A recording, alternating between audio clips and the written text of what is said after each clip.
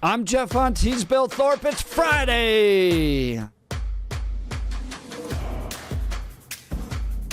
This is the moment your Christmas shopping really goes sideways. Ha! Going out anytime after, now is going to be awful. The sprint to find anything left on the... yeah, exactly. I think shelves. I told you I had a friend of mine that his dad would always go shopping very, very late, like Christmas Eve, and didn't understand why. And he's like, it's just less selection. I can't deal with all the selection. He's like, I'm just going through what's left over. I'm like, sure, that makes your wife happy. Here's what was left over at the store, darling. Here we go. But I did have friends that might have forgotten about some Christmas gifts and done Christmas shopping. Oh, the 7-Eleven. It was great when you get one of those pine-looking Christmas trees that's air freshener for your car. Like, you put a lot of thought into this, didn't you? They're like, shut up. Yeah. Lots to talk about this hour as the Pope accepting the resignation of Cardinal Dolan, shaking up the U.S. Church. Dolan, one of the most recognized cardinals out there, representing New York City. You probably saw him on Fox a lot. What is behind the resignation, and who is Bishop Ronald Hicks, set to replace Dolan as leader of the nation's second largest Catholic diocese, home to some 2.8 million church members? Is the church getting more woke? We'll talk all about this. And what does this mean for Colorado as well? What would we might see with the cardinal here? Aquila. Could you see some changes coming there as well? Chris Murray, you normally get responses on legal issues from him, but he is a deeply committed Roman Catholic to the point where Chris and I have engaged in many theological debates. So this should be a fun one. Looking forward to having Chris live in studio. Now, though, is time for the news. Blake Olson. Blake Olson, news and comment. Hey, good morning. Happy Friday. 40 with cloudy conditions in Denver, expecting a high of 64 today. News sponsored by Pastor Camp Heating and Air Conditioning at 303-777-1234 to learn more about special savings opportunities on Lennox equipment. Our top story, Xcel Energy Colorado President Robert Kenney says tens of thousands of customers will be impacted by power shutoffs today, predicting even faster wind gusts. 75 to 90 miles per hour. The relative humidity is even lower, and so we're expecting that we're going to need to execute another public safety power shutoff. Even more powerful. Wow. The shutoffs were scheduled to start a couple of hours ago and could impact nearly 70,000 customers in Boulder, Clear Creek, Gilpin, Jefferson, Larimer, and Weld counties. The company said customers may be without power for 3 days. High winds caused 160,000 customers to lose power Wednesday due to unplanned outages from downed lines. Over 14,000 acres are burned due to fires in Yuma County. Tyson Brown, a fourth-generation farmer, born and raised in Yuma. What we're trying to do is just make a break in the soil so that way the fire doesn't have as much available fuel. Local farmers and ranchers are being praised for stepping up to help volunteer firefighters with the containment efforts Wednesday night and into Thursday. No serious injuries were reported, thankfully, and authorities believe no homes were lost. Today is the deadline for the administration to release the Epstein files. The Epstein Files Transparency Act was passed by Congress last month to make public the records. Some parts of the files released today may be redacted, of course. Tren de Aragua members have been indicted on charges in Colorado, actually 2 TDA members. The U.S. Attorney's Office announced the indictment of Bryans, Dominique Suarez Villegas, and Giovanni Vicente Mascara Serrano on Thursday. Investigators say the two are leaders in TDA and conspired to commit robbery, extortion, kidnapping, and money laundering. Both these J-Wagons face racketeering, conspiracy, and other charges, though Suarez Villegas is the only one in custody at this time. The man accused of the Brown University mass shooting is also the gunman who killed an MIT professor on Monday. 48-year-old Claudio Neves Valente is a Portuguese national. He was found dead of suicide. Thursday, in a New Hampshire storage unit, DJT suspending the nation's green card lottery after it was used by Valente. He entered the country in 2017 through the lottery immigrant visa program. The program has now been paused. All right, Army veteran Mitch, who contacted Candace Owens weeks ago, was on her show last night. He said he saw Turning Point head of security Brian Harpel, Nevada Congressman Mark Amodei, and Erica Kirk in Fort Huachuca, Arizona, in a meeting the day before the Charlie Kirk assassination with top brass from the military. I blew it off until there was, some other pictures that came up with other people. What other people? Other pictures? If you want me to say, there's a picture of Erica Kirk with a ponytail, and from her past.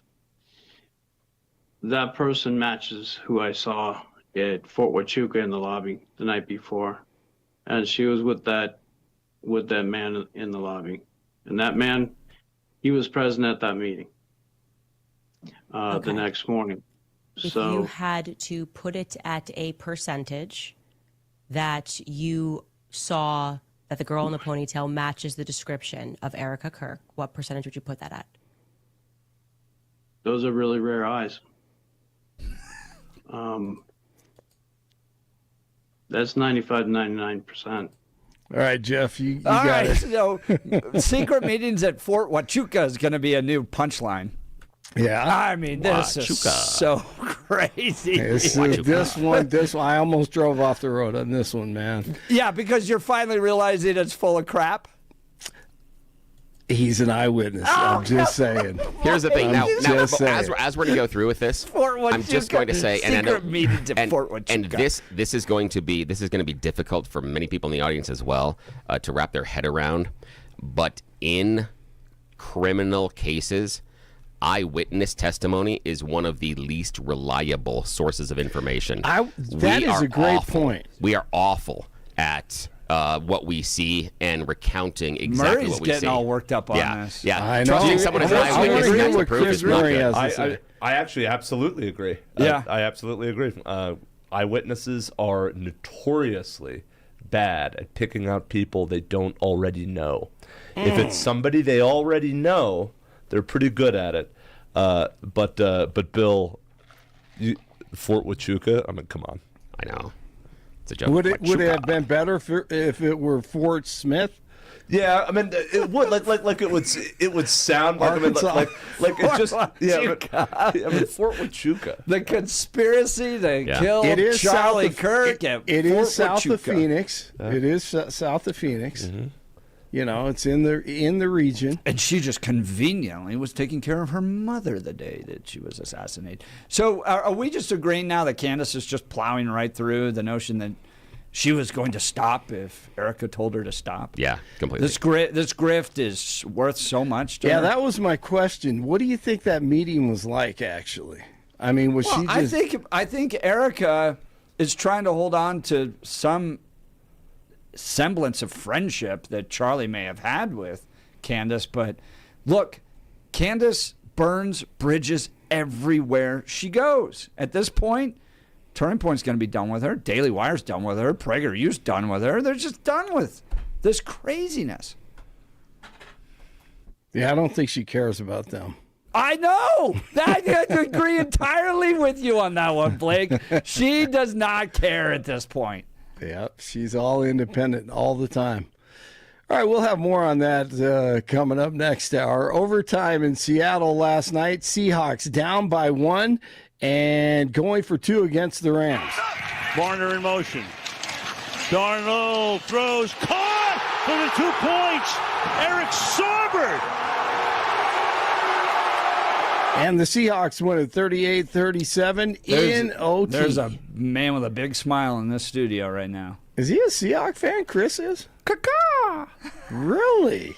Wow. He's from up there. He probably liked those helmets then, didn't he? No, the uniforms were an abomination. Yeah, let's talk about that. Let's talk about that a little bit. Those uniforms last night. We're the uniform czars of the Rocky Mountain region, by the way. So go ahead, Chris. Yes, we are. No, the uniforms were an absolute abomination. So, what did you like the least about them? What was the thing that ticked you off the most? The fact that they reminded me of Oregon uniforms. Yes, yes. That's exactly what I thought. Okay, I got to tell you this. Yep. I thought we were doing NFL, and my son was switching to the game.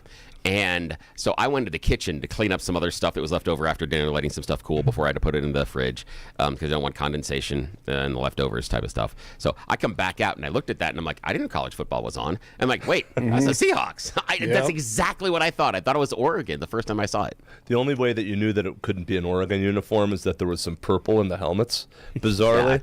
So that's like the one color Oregon won't put on, but I mean, it was awful. Although I did like, not for Seahawks, but I did like the color of the helmets. I thought that was very unique. I thought it was creative, but I don't think it fit with Seahawks. If the Broncos came out in it, I still would go, oh, neat color. It might look good in a Hot Wheels car, but not on a Broncos or a Seahawks helmet. It was one of those that I'm like, that's an interesting color, but it doesn't look like it fits on the Seahawks helmet at all. You know, because I'm a traditionalist, you would think I would hate those things. Yeah. And I do for the most part. But that helmet, and because it's Seattle, and it's, you know, you think of rain and moisture and, you know, the Seahawk flying over the ocean or whatever. And it's okay for them to have a watercolor look. It's like watercolors. It's like they've all been splashed with watercolor. I actually don't mind the helmet. The jersey and the pants are horrible. Yeah, I'm right there with you. It looks like Oregon, so I would say no. I like the traditional Seattle uniform from 1979, 76. 77. Yeah, how about you, Chris? No, yeah, sure. You'd love that uniform because that's the uniform the Broncos used to beat them in all the time. That's right. Good memories. Good memories. Yes. Oh, yes. my Warms our hearts here in Broncos country. Oh, I have a good friend. His dad coached for the Seahawks at one point, and I mean, man, when Elway would go up there, and that was the loudest place in that dome, and he would just fire freaking rockets right across the middle. And just crush them, man. That was incredible. You grew up in Seattle, Chris? I did. That was my first NFL football game was in the Kingdom in 1990. I want to say it was 92 or 91. Mm-hmm. And I was part of the Elway horseface chant. Nice. Absolutely. Man, that was a tough place to win. Yeah, a game. I miss that rivalry, honestly. Yeah, same here. I really do miss the rivalry with Seattle. That was a nice one. Hey, if they play again, that means it's another Super Bowl. So that'd be there great. You go. That'd be great for everybody. Exactly. It would be great for everybody. Yeah. We could, they could be in their watercolor uniforms, and we'll be in our orange '80s uniforms. How about that? The light blue helmets. All right, we got Winnipeg in town tonight, NHL. The Avs at 7 o'clock. They'll drop the puck, and the Magic at the Nuggets last night. Murray, they're daring him to shoot the three, and he says, I will. Again, amazing offensive execution. And 126-115 victory for the Nuggets. That's 20 for them. And Jamal Murray at 32, 7, 3 pointers. 39 in Parker, 38 in Englewood, 40 in Denver. You're waking up with Jeff and Billy. Chris is coming up. Blake Olson, News Talk 710, KNUS.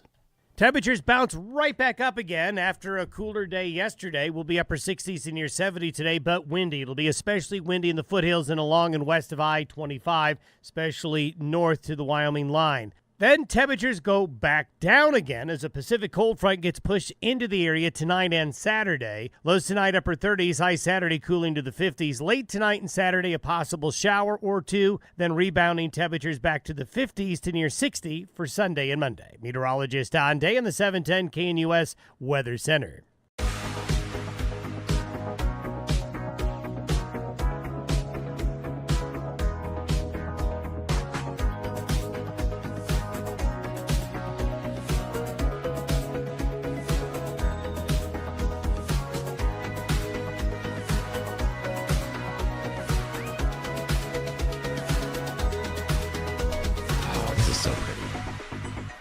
then again, the original, the Nat King Cole version. We've talked this before, that originally this didn't have the strings behind it. And there's I think it's a Rhino compilation that came out in the 90s or 2000s that you can find the original one that's dry. That's really pretty. But he records this 3 times. Once in the 40s, again in the 50s, and again in the 60s. It was that popular. He does, yeah.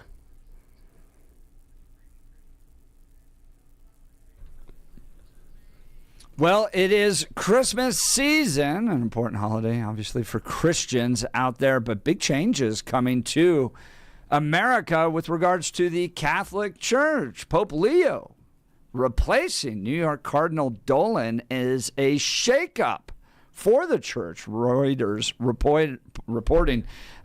Joining us to give us some perspective, because I am one of those protesters, a Protestant. I need some help guiding this conversation. Yeah, Chris, we got to help our cult member friend here. Is a friend of the program. He's often here on legal analysis, but we're going to get into some spiritual analysis today. Chris Murray, First and 14th Law. Good morning, Mr. Murray. Welcome. Hey, it's great to be here. Great to be here talking about something that actually matters. Yeah. It's fantastic. Pope Leo shaking up the Catholic Church here in America. Tell me about this. I've heard that when you reach a certain age, no matter who, as a cardinal, you submit your letter of resignation. Well, also as a bishop, right? As a bishop, okay. Bishop, archbishop, cardinal, right? I mean, and actually what he's submitting his resignation as is in his position as Archbishop of New York. He'll remain a cardinal in the church. Really? Okay. But when you're 75, you have to submit a letter to the Pope saying, I'm tendering my resignation. It's up to the Pope whether or not he accepts that. For example, Denver's Archbishop, Samuel Aquila, submitted his letter in September. It has not yet been accepted. So that's why he's still the Archbishop of Denver. I think the world of him. He's fantastic. I'm glad to see that he's still in that role. Let's talk about why you think Pope Leo would have accepted Dolan's resignation. Is this a political move? What I often hear is that the church kind of bounces back between conservatives under like Benedict versus Francis, who is more progressive, and then they get to pick the cardinals, and then it shakes up the church. Is that happening here? I really, really don't think so. Cardinal Dolan is... he has been almost, I would say, like becoming kind of an anachronism within the Catholic Church in the sense that everybody has a reason to not like him. By the way, for the record, I think he's been a wonderful prelate, right? Yeah. I mean, so I'm talking about people on the fringes here. Like the hardcore progressives don't like him. They think that he's too conservative. The hardcore conservative... Vatican II shouldn't have happened. We should be still doing the Mass in Latin all the time. They don't like him. They think that he's too avuncular, too casual with the liturgy. So I really think what this is more about is, hey, look, the New York Archdiocese, it has, like the city of New York, an outsized influence within the American Catholic Church, right?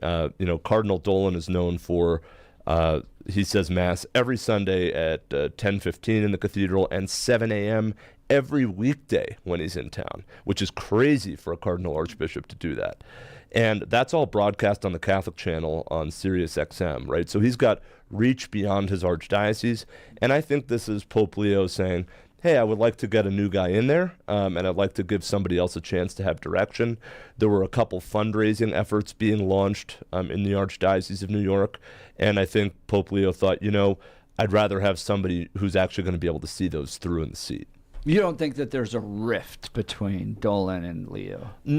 I really don't, because they appear to have gotten along well while Pope Leo was a cardinal and was selecting bishops. Mm-hmm. He often took Dolan's advice on picking bishops in the United States. Not as much as some others, but he did. So now I really don't think there's a rift. And a lot of people might think, geez, well, you're doing this at Christmas. That looks awful. Well, for your Catholic listeners might say, not really, because it's the beginning of the liturgical year in the Catholic Church, really in all of Christianity, that the Advent season marks, which happens right before Christmas, which we're in right now. that marks the start of the new church year. So this is actually a very normal time to be doing something like this. That's Chris Murray. Typically with First and 14th Law, we're diving in on some Catholic issues today because he's a devout Catholic, and we've had lots of conversations around theology. Let's talk Dolan's 16-year leadership. What do you think of it?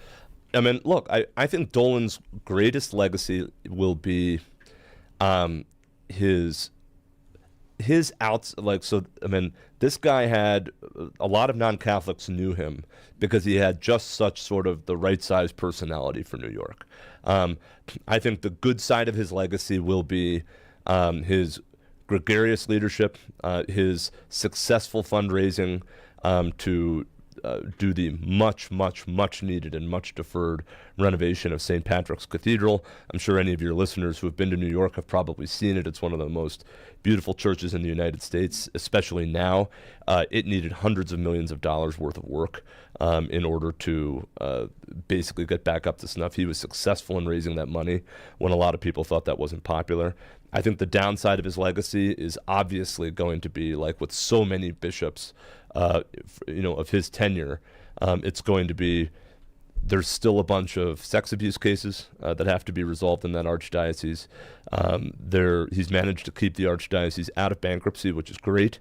But I think that is going to taint the legacy of almost any churchman who was running a large archdiocese anytime from the late 90s, to just now.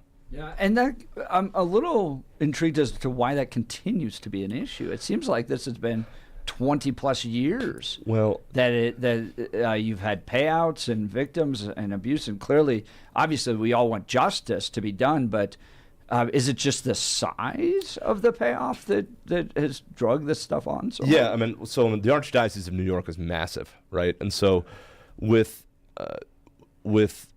both the Archdiocese of New York and also, I would say, broadly speaking, the Catholic Church in the United States, what's happened is that, look, first thing, a bunch of awful stuff actually happened, right? I mean, there was abuse of kids, and sorry, there's no running away from that.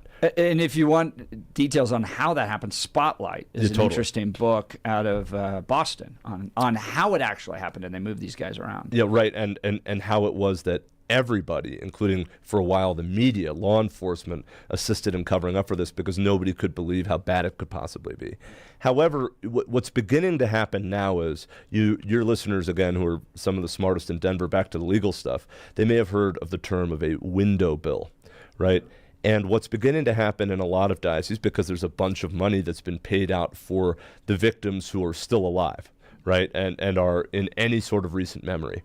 Well, once you do those settlements, you got to find some more. And since there's not really many more in the present day, because the church has done actually a really good job of driving this stuff out of the church now, there is a lot more victims potentially in the past who might be dead, right, or might be very elderly by now. And so what states are doing is passing changes to the statutes of limitation to allow you to reach further into the past. Well, those cases are a lot harder to settle. They're a lot harder to litigate because there's, if it's from, say, 50, 60, 70 years ago, the evidence is hard to come by, right? So those cases tend to drag on because it's hard to even value them to figure out what's true and what's not. That's Chris Murray, First and 14th Law. We're talking the Pope Leo replacing New York Cardinal Dolan. Now, let's talk Ronald Hicks. This is the man that's been selected. I believe he comes out of the Chicago area. Or Joliet, Illinois. Yeah. Joliet, Illinois area. So did he know the Pope? Were they colleagues at one point? And tell us about who this guy is and why you think Pope Leo chose him. Well, so I think Pope Leo chose him because he knows him. So I think Pope Leo knows a lot more about the Archbishop designate, Ronald Hicks, than most people. Remember what Pope Leo was doing in the Catholic Church before he became the Holy Father. He was the cardinal, archbishop, in charge of helping filter out nominations for bishoprics all over the world. So he was already very much into the selection of church leaders for Pope Francis for about the last year of Pope Francis's papacy. So Ronald Hicks, by all accounts, is an interesting cat.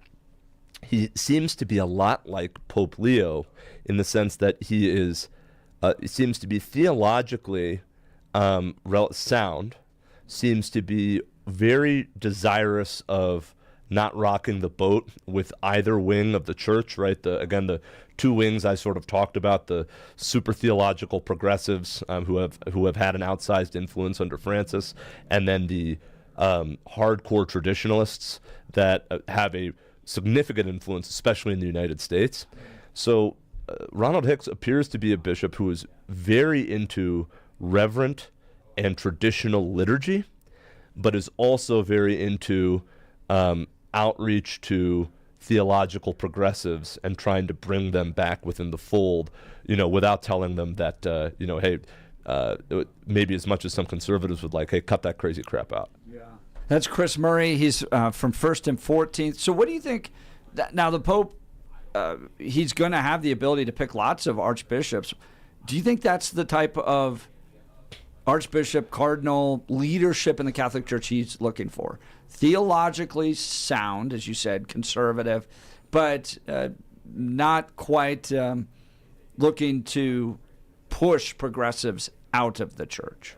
So it seems like it. It is still too early to tell, right? Okay. But that would line up with his personality, and this pick for New York seems to be that kind of a bishop, right? Now, as we all know, right, I mean, I've used this analogy into any priests listening, please forgive me, right? But that when somebody becomes a bishop of a place like New York, right, usually you don't move on from that, right? That's going to be your last stop, unless you become the next American pope, right? So when you get a job like that, that's it. It's kind of like going on to the Supreme Court, and psychologically, and sometimes it seems like you learn a lot more about the cleric once they're in a job like that.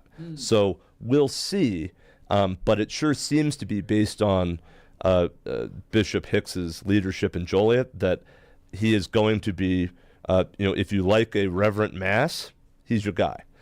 If you want somebody who is going to say, start excommunicating, Nancy Pelosi, right? Yeah, exactly. Denying communion to progressive politicians, he's probably not your guy. Interesting. What do you think of this? Give us a call or text in. We're talking Archbishop Dolan, his resignation being accepted by Pope Leo. This is a shakeup for the second largest diocese in America. What does this mean for the future of the Catholic Church? And when we come back, I'm going to ask Chris Murray about the appeal of the Catholic Church, particularly to young men. What's his analysis there? Why do you think they're being drawn towards it? And what does this mean for the future of the Catholic Church in Colorado, in America? We're going to discuss it all. You're not going to want to miss it. You're listening to The Jeff and Bill Show. This is Denver's Talk Leader, News Talk 710, KNUS.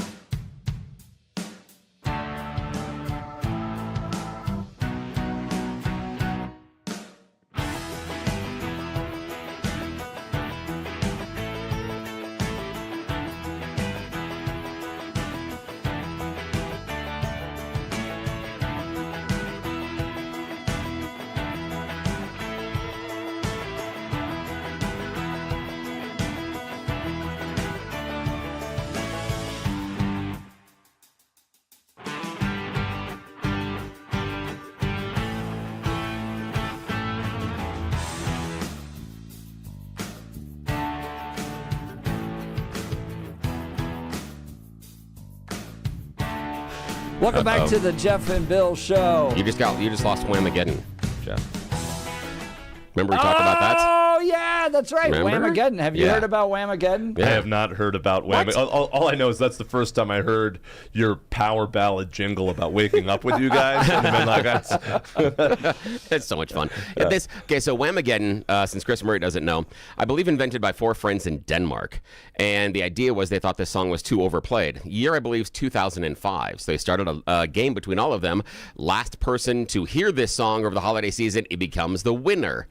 So now it's become something universally, which makes it really hard to play in radio stations. But technically not a Christmas song. It's only about a breakup and that happens on Christmas.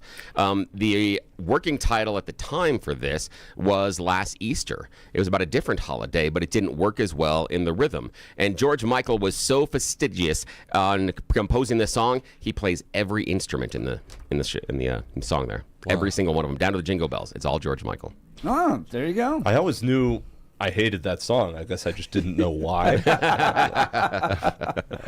Yeah, it took almost 20 plus years to get to number 1 inside of England. It never dropped originally as a single. It was a charity record at the time, and there was another charity record that was dropped the holidays as well, so it was prevented from going to number 1.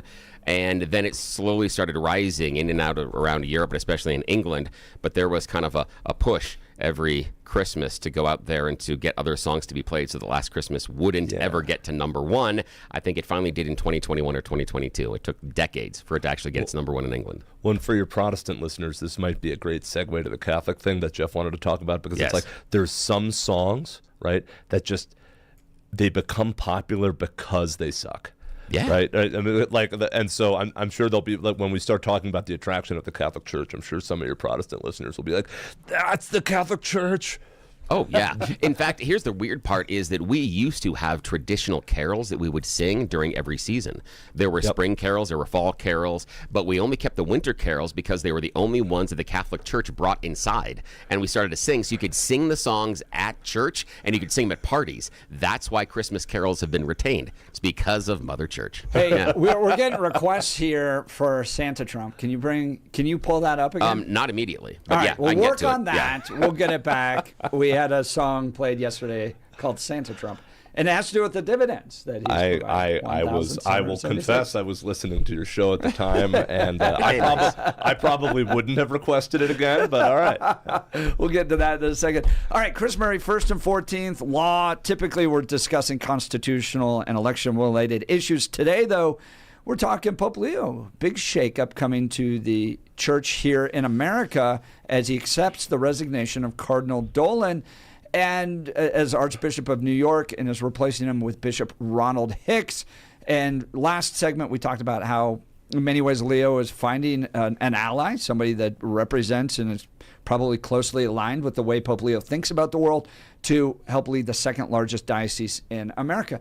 I want to talk to you now just about the appeal of the Catholic Church, particularly to young men. You're seeing it not just Catholic Church, but Orthodox Church as well. And then lots of baptisms happening on college campuses. Those videos going viral, I think, in part because of Charlie Kirk's influence and bringing these important issues into discussion. But also, I think there's a reaction to wokeness and the idea that you're to blame for all the world's ills, you young white man. By the way, why don't you vote for us to put us into more power? That bizarre disconnect out there. But why all of a sudden a unique appeal for young men to return to Catholic faith, Protestant Orthodox faith? Yeah, man. So I'll speak first to the Catholic Church because I can. So there was I started hearing from some friends who were Catholics, mainly back east, that geez, like we're getting like a lot of like 20-something male like non-Christians, right? Because in the Catholic Church, a lot of Catholics will be used to at Easter when adults come into the church. It's almost always somebody who was a Protestant, right, who says, hey, I want, and please forgive me, hey, I want the full meal deal. I want the real thing, right? So I'm going to accept the Catholic Church, but those people don't get baptized because the Catholic Church recognizes Protestant baptism as long as it's in the name of the Father and the Son and the Holy Spirit, right, and with water. And so However, now what these folks were telling me was these are people who weren't Christian. They weren't raised in Christian households. They were never baptized. These are adult baptisms in the Catholic Church, which was something you didn't see as much. I have to admit, I was like, Jesus, is that really happening? It's happening here in Denver now. You're seeing it in your church. I will say at my own parish, which is Our Lady of Lourdes in St. Louis. It's a combined parish in South Denver and Englewood. Last year at Our Lady of Lourdes, I think there were, I want to say it was 45 or 50 baptisms of adults at Easter. That's a wildly high number. Now, you might say, well, Jesus, a lot more non-Christians out there. You should be baptizing hundreds, right? I'll just say in the Catholic Church, you would typically be talking about at any parish until recently, 3 or 4, right, every Easter of adult baptisms. Wow. So now up to 40 or 50. It's a real phenomenon. Like, this is happening, and you're seeing it. I've had anecdotally from Protestant friends that they're seeing it in traditionally minded Protestant congregations, and there's a big Orthodox community down in Colorado Springs. These are Eastern Christians. Same thing. They're seeing tons of young, especially males, coming into their church. So what do you think is happening? I think it's men, and I can speak for myself here. Like why am I Catholic? Like, why am I Christian? Well, because it's all true, right? And men want authentic belief. Men want a reason to orient their life around. And secular society for a while was successful at saying, hey, forget all that hocus pocus stuff, right? That's not real. You know what's real? Money and women, right? And prestige and, sex or drugs or whatever. All of that stuff is failing. All of it. It will not give you meaning in your life. We are not made just to have material things. We are made in the image of God. We are made in the image of our Creator. And if you don't have a relationship with Him, eventually you start noticing it. And it's a lot easier to do something about that when you're young, especially when you see the institutions of the secular society sort of beclowning themselves one after another. And I think it's gotten worse than beclowning. Now you see stuff like what happened to Charlie Kirk back in September. You see this resort to violence by many, mostly on the political left, or occasionally on the political right, you have to admit it, right? And you say, what the heck is going on? Like, I want to find something solid that's been around longer than me. And I think that has led a lot of young men to say, you know what, I'm going to do what my grandparents and great-grandparents did and submit to the Church of Jesus Christ. That's Chris Murray, First and 14th Law. We're talking changes happening within the Catholic Church, but also why young men seem to be drawn towards that. I also think, in part, you're exactly right? Because we know that Christ is the truth. We're made in the image of God, what was once referred to as the God-shaped void that exists in our heart that nothing else is going to fill but God. And so, for instance, Christ at the well, I'm going to give you water that fulfills you forever, as opposed to everything else that's out there. I also think, too, I've found bizarre what it must be like, because I see it in the eyes of my sons, to be born in 2010 and to be blamed for all of history's wrongs, right? Like what's the appeal of that? No, it's like because it's Christmas, right? Your listeners will probably know National Lampoon's Christmas Vacation, one of the many fantastic bon mots from Cousin Eddie, like, hey, Clark, your company the one that kill all those people down in India, right? And the response is like, oh, no, hey, we missed out on that one, Eddie, right? Well, that's the way young people have to feel, like young white guys have to feel today. Hey, yeah, you guys are the ones who enslaved all those people. Oh, man, we missed out on that one. Yeah. Right. Like, and then to think that that's somehow going to be appealing to walk into that world, that framework where you're the reason for all the problems. And so I think millennials were initially ones that were willing to grovel and go, well, golly, maybe if I can apologize enough, they'll like me. And well, by the way, most nice people, most nice kids, if you tell them they've done something wrong and they love you, right, or they trust you, they're going to want to apologize and make it right. They're going to believe you. And our society abused that position for well on 2 decades now. And I think, who are the people who are going back to church? The young males are in their 20s. It's the product of those 2 decades. They've gotten to adulthood and realized, geez, some of these messages I've been force-fed here, they're fake, right? They're not real, and they're actually being used to bizarrely dispossess me of sort of, what would have been my inheritance. Well, and they're saying, I think, part of what would have been my inheritance is Christian faith. I'm taking it back. And Chris Murray, First and 14th Law. When we come back, I'm going to ask him what this means for family formation, particularly as it relates to young women. So if men are coming back to church, young women are not, what does that mean for the future of this country? We'll get to this and more. You're listening to The Jeff and Bill Show.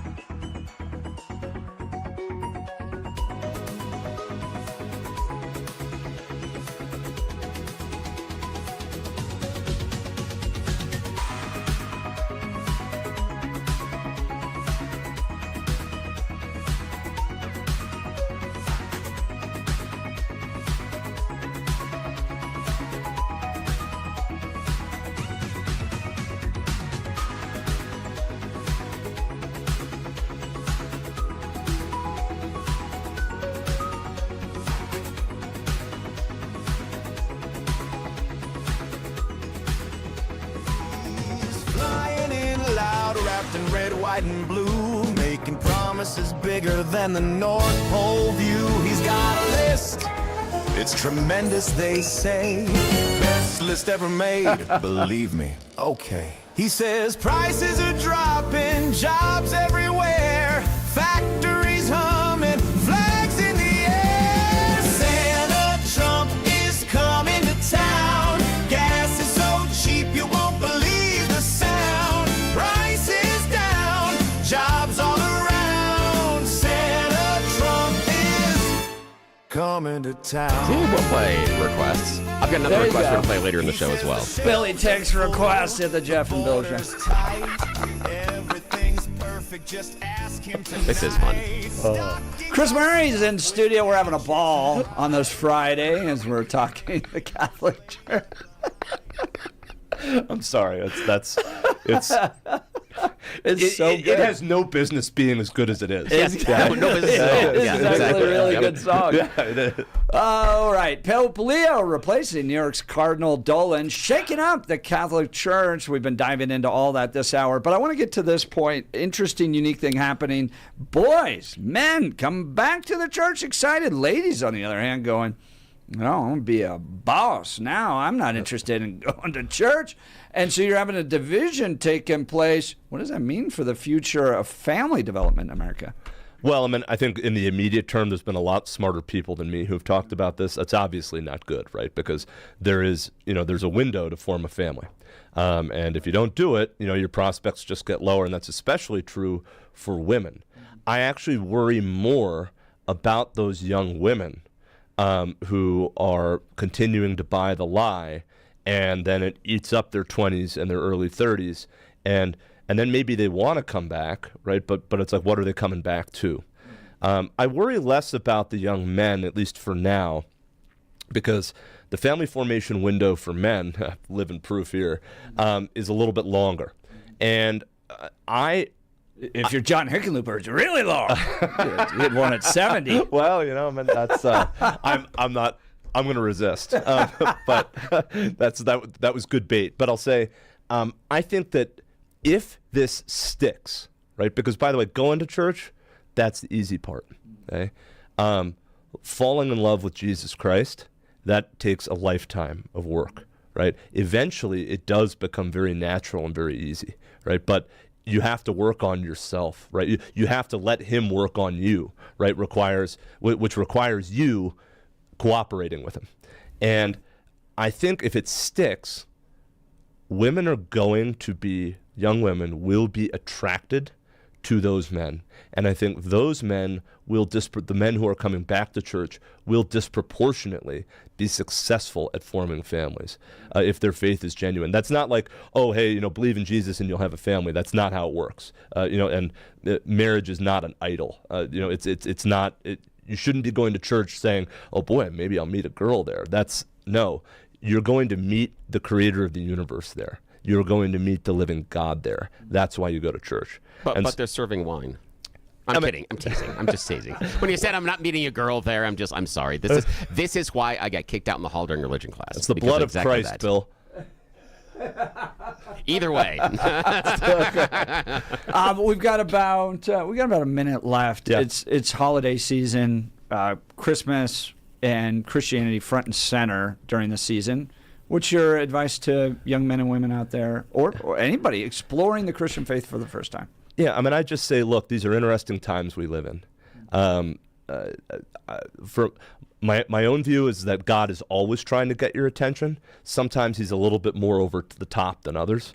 I would say if you feel like what the heck is going on, if you feel like God's trying to get your attention, if you feel at all a pull, indulge it. Go to church this Christmas.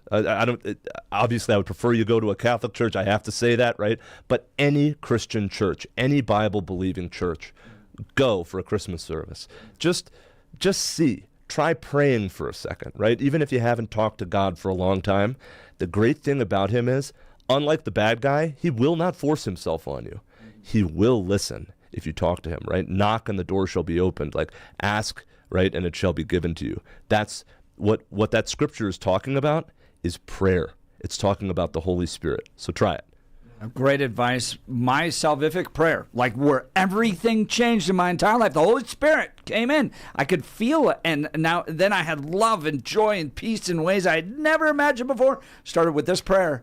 God, I'm tired of partying without you.